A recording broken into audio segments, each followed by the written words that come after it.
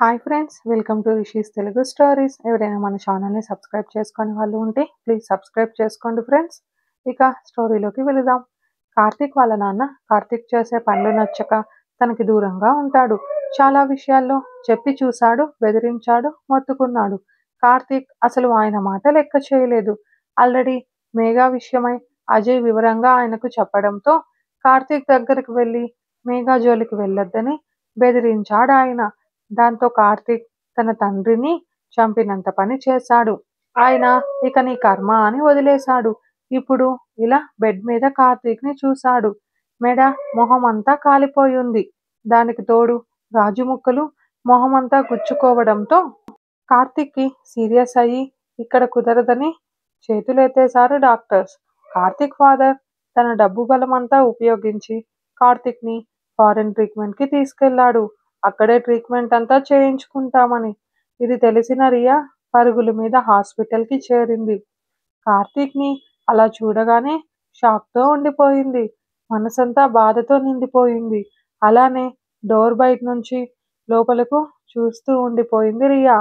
కార్తీక్ వాళ్ళ నాన్న అది చూసి, రియా, మనం ఫారిన్ వెళుతున్నాం వాడి ట్రీట్మెంట్ కోసం.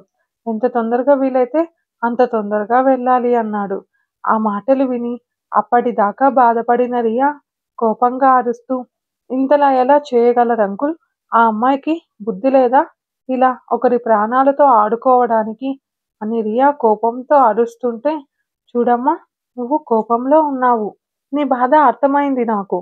అంతకుమించి బాధగానే ఉంది కన్న కొడుకుని ఇలా చూసుకుంటూ. కానీ వాడు చేసిన చెండాలపు పనికి తన్ని తాను రక్షించుకోవడానికి ఇలా చేసింది అన్నాడు కార్తీక్ నాన్న శ్రీకర్. ఏంటి అంకుల్, మీరు తనకి సపోర్టా? అసలు అంతలా ఎలా గాయపరచగలిగింది తను అంటూ కార్తీక్ని చూసింది. తన అందమైన నవ్వుతున్న మొహం కనబడటంతో ఇంత జరుగుతుంటే అజయ్ ఏం చేస్తున్నాడు అని కోపంగా అరిచింది రియా. వాడి ప్రాణాలు తీయనందుకు సంతోషించు అని అప్పుడే వచ్చిన నీరజ్ గారు అనడంతో, ఏంటంకుల్, మీ కొడుకు ప్రేమిస్తున్నాడని తనకి సపోర్ట్ చేస్తున్నారా అని గట్టిగానే అడిగింది రియా. తనకే కాదు, ఆ ప్లేస్లో ఎవరున్నా అలానే సపోర్ట్ చేస్తా. అయినా నా అజయ్ ప్రేమిస్తున్నాడని కాదు, తను నా బిజినెస్ స్నేహితుడి కూతురు కూడా. వాడు వాళ్ళ పిల్లలని ఎంత సంస్కారంగా పెంచాడో నాకెప్పటి నుంచో తెలుసు. అయినా ఒక ఆడపిల్ల మీద మృగంలా పడుతుంటే నేనే చంపేసేవాడిని. కానీ నీకు ఇచ్చిన మాట కోసం వాడు తన కోపాన్ని ఎంత దాచుకున్నాడో నాకు తెలుసు. అక్కడ తనకి మేఘా ఇంపార్టెంట్ కాబట్టి కార్తీక్ బతికిపోయాడు. అయినా ఒక ఆడపిల్ల అయ్యుండి తన బాధ అర్థం చేసుకోకుండా ఇలా ఎలా మాట్లాడుతున్నావు? షేమ్ ఆన్ యూ రియా అన్నాడు నీరజ్. ఓ, ఆగండి అంకుల్, ఏంటి సంస్కారం పద్ధతి మంచి అని మాట్లాడుతున్నారు? వాళ్ళేమన్నా తక్కువ?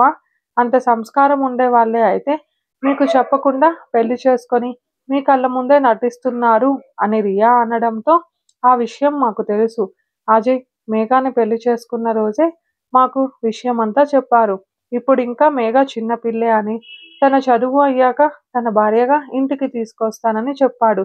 చూడు రియా, నా కొడుకుకి సంస్కారం అనేది ఉంది కాబట్టి తాళి కట్టి తన దానిగా చేసుకున్నాడు. అక్కడ పడున్నాడే కార్తీక్, వాడు బలవంతం చేసి దక్కించుకోవాలనుకున్నాడు. అయినా నువ్వు ఫారిన్లో పుట్టి పెరిగావు, నీకు అక్కడ పద్ధతిలో ఇవన్నీ కామన్ కావచ్చు. అలా అని అందరూ మీలా ఉండరు. నువ్వు కార్తీక్ ప్రాణాలు వదిలేయమని తెలివిగా మా వాటి దగ్గర మాట తీసుకున్నావు. నీకు తెలుసు కార్తీక్ ఫోన్ అజయ్ ఇంకోలా కూడా హ్యాక్ చేయగలడు. కానీ అక్కడ ఉంది తన సర్వస్వం. అందుకే లేట్ చేయకుండా తనని కాపాడుకోవడానికి, అందులో వాడొక ఫ్రెండ్ అని గుర్తొచ్చి నీకు మాట ఇచ్చాడు అజయ్. ఇదంతా నీకు తెలుసు. అయినా కార్తీక్ పై ప్రేమతో ఇలా మేఘాని కోపంలో తిడుతున్నావు. ఇది నేను చెప్పకూడదు కానీ చెబుతున్నా. నీకు కార్తీక్ కంటే ముందు 3 బాయ్ ఫ్రెండ్స్ ఉన్నారు. 2తో నువ్వు రిలేషన్లో ఉన్నావు. మీటింగ్కి వచ్చినప్పుడు అజయ్కు కూడా ప్రపోజ్ చేశావు. నీ డాక్టర్ తెలివి ఉపయోగించి వాడి మైండ్ సెట్ కోపం తెలుసుకొని వాడు కాదు అనడంతో సైలెంట్ అయ్యావు. కార్తీక్ నీ లవ్ అంటూ వాడు వెనకాలే వచ్చావు. వెంటనే నేను శ్రీకర్ వాడికి నీ గురించి చెప్పాలనుకున్నాము. కానీ అజయ్యే అడ్డుపడ్డాడు. అందుకే మేము నీకు ఛాన్స్ ఇవ్వాలనుకున్నాం. కానీ నీ బుద్ధి చూపించావు. వాడి అందాన్ని చూసి ఇన్ని రోజులు వాడితో ఉండుంటే ఇప్పుడే వాడికి అందం లేదు. నువ్వు ఇక్కడి నుంచి వెళ్ళిపోవచ్చు. లేదు, నిజంగా నువ్వు వాడిని ప్రేమించుంటే ఇకనైనా మార్చుకో అంటూ అక్కడి నుంచి వెళ్ళిపోయాడు నీరజ్. ప్రియా కార్తీక్‌ని చూస్తూ తనని తీసుకువచ్చినప్పటి నుంచి తనను ఎంత ప్రేమగా చూసుకున్నాడో గుర్తు చేసుకుంది. చిన్న కష్టం కూడా తన దగ్గరికి చేరనివ్వలేదు. అదంతా గుర్తు చేసుకున్న రియా కన్నీళ్లు తుడుచుకొని, అంకుల్ ఫ్లైట్ ఎన్ని గంటలకి అని అడిగింది. ఇంకో గంటలో బయలుదేరదాము అన్నాడు శ్రీకర్. లగేజ్ తీసుకొస్తా అని వెళ్ళి గంటలో వచ్చి శ్రీకర్ కార్తీక్‌తో బయలుదేరింది రియా. అజయ్ ఆల్రెడీ నేహా గురించి కనుక్కోమని ఆనంద్‌కి చెప్పడంతో వసుని తీసుకెళ్లాడు ఆనంద్. వసు నేహా ఇంటికి వెళ్ళింది. అక్కడ బెడ్‌పై పడుకోనున్న నేహాని డౌట్‌గా చూసింది వసు. వెంటనే నేహా నాన్న శరత్ రా అమ్మా అని అంటాడు. అంకుల్ ఏమైంది నేహాకి అని శరత్ అంటుంటే శరత్ సపోర్ట్ చేయడని అడిగింది వసు. రాత్రి నుంచి నేహాకి జ్వరమమ్మా, నీరసంగా ఉండడంతో సెలైన్లు పెడుతున్నాం. ఇప్పటికీ బెటర్ అని తీసేశామన్నాడు. సరే అంకుల్ జాగ్రత్తగా చూసుకోండి అని ఆనంద్‌కి అదే చెప్పింది వసు. నిజంగానేనా అన్నాడు ఆనంద్ డౌట్‌గా చూస్తుంటే అలాగే నీరసంగా కనిపిస్తోంది. సెలైన్ నేను వెళ్ళినప్పుడే నర్స్ తీస్తోంది. నిజమే అనింది వసు. నాకు డౌటే, చూద్దాం ఇంటి దగ్గరికి పద అన్నాడు ఆనంద్. కాదు మేఘా దగ్గరికి వెళ్ళాలి అని వసు అనడంతో సరే పద అని ఆనంద్ బైక్ స్టార్ట్ చేశాడు.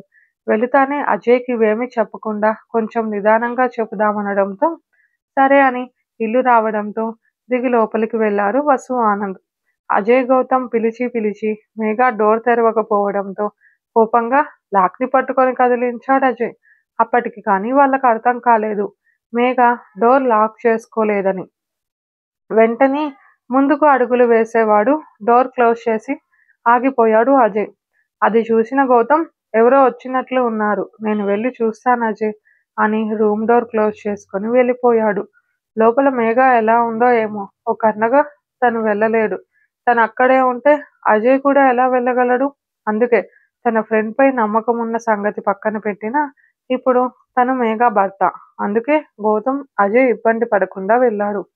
అప్పటికే కింద ఆనంద్ వసుని చూసి వాళ్ళ దగ్గరికి వెళ్ళాడు గౌతమ్.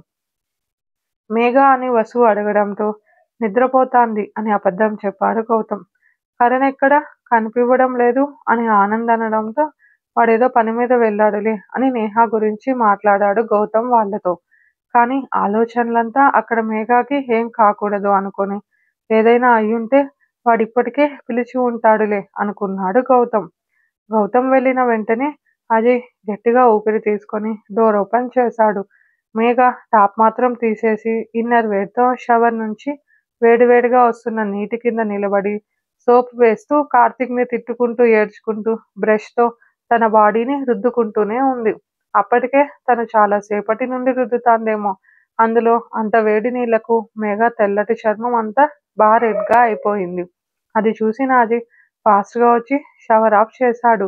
అప్పటికే ఆ నీళ్ల కింద ఉన్న అజయ్ చాలా హీట్‌గా వచ్చి పడిన నీళ్ల వేడికి మేఘాని ఒకటి పీకి పిచ్చి పట్టిందే నీకు అంటూ చల్లని వాటర్ తనపై పోసి అక్కడే ఉన్న టవల్ మేఘాకి చుట్టి బయటకు తీసుకువచ్చాడు. 5 నిమిషాలు టైం, డ్రెస్ మార్చుకో అని సీరియస్‌గా చెప్పి బాల్కనీలోకి వెళ్ళాడు అజయ్. అజయ్ గొంతులో కోపం అర్థమవుతుంటే మరో మాట లేకుండా మౌనంగా కబోర్డ్‌లో డ్రెస్ ఎత్తుకుంది. మేఘ గురించి తెలిసే మళ్ళీ లోపలికి వచ్చి ఇప్పుడు అది అవసరమా? మిగిలినప్పుడు మాత్రం అంత చిన్నవే వేసుకుంటావుగా, అవే వేసుకో, నేను ఇప్పుడే వస్తా అని డోర్ తీసుకొని కిందకి వెళ్ళాడు అజయ్. తనకు తెలుసు అజయ్ గౌతమ్‌ని తీసుకొస్తాడు ఆయింట్మెంట్ కోసం. అందుకే చుప్‌చాప్‌గా షార్ట్ స్లీవ్‌లెస్ టాప్ తీసుకుంది మేఘ. తడి బట్టలెత్తి వాష్‌రూమ్‌లో వేసింది మెల్లగా. అద్దం దగ్గర వచ్చేటప్పుడు అసలు తనని తను చూసుకోకుండా తలదించుకొని ఉండిపోయింది మేఘ. జరిగింది గుర్తొస్తుంటే తన శరీరంపై తనకే చిరాకుగా, కంపరంగా ఉండడం మొదలయ్యింది. అంతలో మెడలో ఉన్న తాళిని తీసుకొని ప్రేమగా ముద్దు పెట్టుకొని ఆలోచనలు ఎటువైపు వెళ్లకుండా దానిని అరచేతిలో పెట్టుకొని కన్నీళ్లతో చూస్తుండిపోయింది మేఘ.